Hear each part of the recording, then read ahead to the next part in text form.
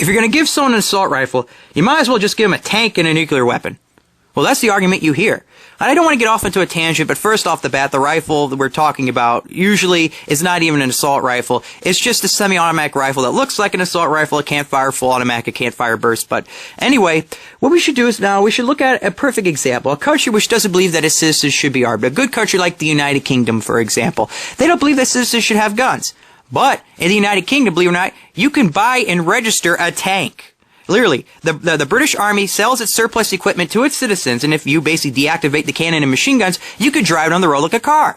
And just to show you a little bit of hypocrisy, what we see here is another one of these wonderful registered tanks that has a poster on it calling for more arms control, calling for UN bans on semi-automatic rifles, some sort of arms control movement, but in the meantime allowing citizens to drive tanks and use them as propaganda. But besides the tank argument, we should talk about nuclear weapons, because governments are the perfect people to have nuclear weapons. After all, it was only a government that would use them in an act of war, right? Like the United States on Japan, killing plenty of innocent people who did nothing wrong.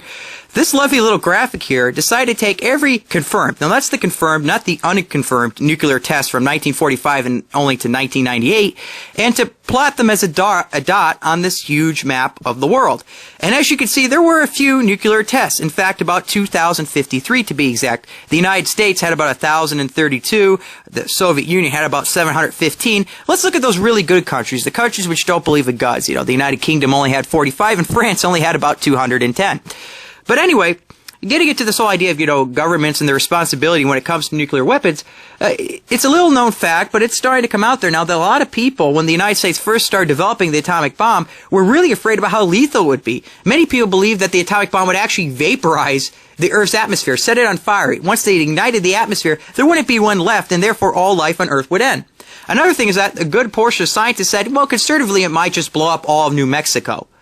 And they still decide to go along with the test, even though all those New Mexicans would have been killed. But anyway, after they decide to blow up the bomb, they decide to go out and look at the fallout. And they decide that the only thing that a person really needed to wear for protection was a plastic bag over their shoe.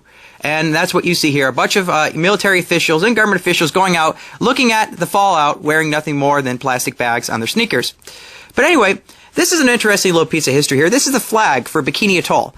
The United States government basically came to them and said, we're going to destroy 3 of your islands, and if you don't leave there, you're probably going to die, and it's for the betterment of the human race for us to drop these H-bombs and radiate the whole Earth and destroy life as we know it. So the flag actually says, translated, is all in the hands of God, and has 3 stars, once again signifying the 3 islands that were completely destroyed by the United States with their H-bomb tests. Now, one of the interesting things about governments, though, is that you would think that if they have, the power in one nuclear submarine to destroy all life on the Earth, that they would at least protect it, right?